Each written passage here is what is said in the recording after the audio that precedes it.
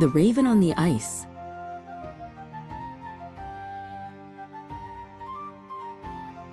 The year 1458 arrived with a frost that bit deep into the heart of the Kingdom of Hungary.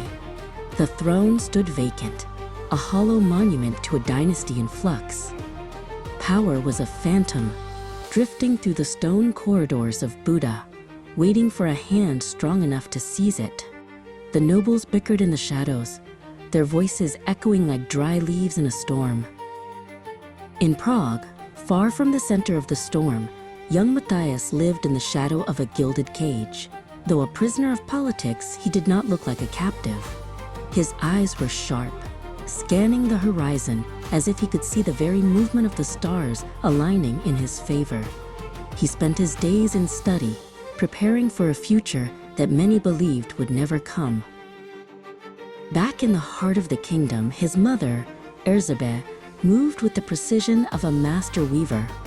She knew that kings were not merely born, they were crafted from alliances, gold, and the sheer will of those who refused to let their lineage die in the dust. She worked late into the nights, her candles burning low as she drafted the future. She faced the skeptical noblemen in the courtyards where the wind whistled like a warning.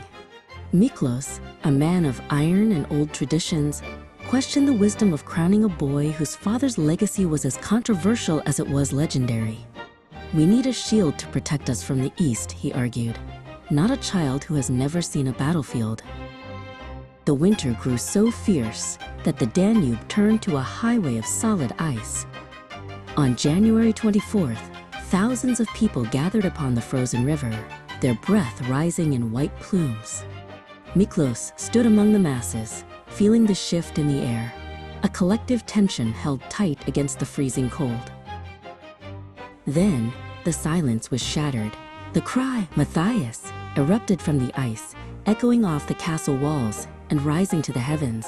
It was a roar of desperation and hope combined. Erzsébet stood at the forefront of the surge, her presence a beacon of certainty that commanded the loyalty of the shouting throng.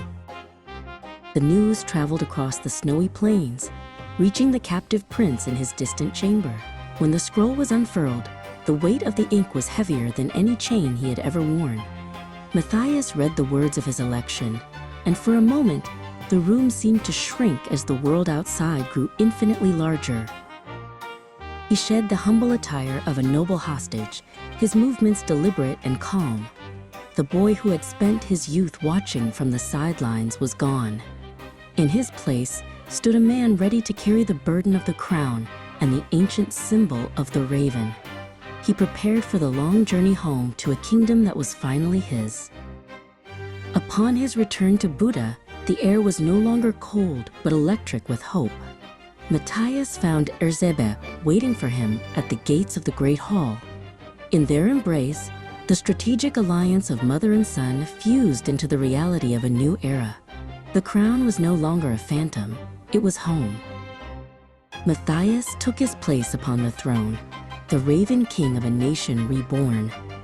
He understood that power was not just a gift of the people, but a relentless duty to be performed under the watchful eyes of history.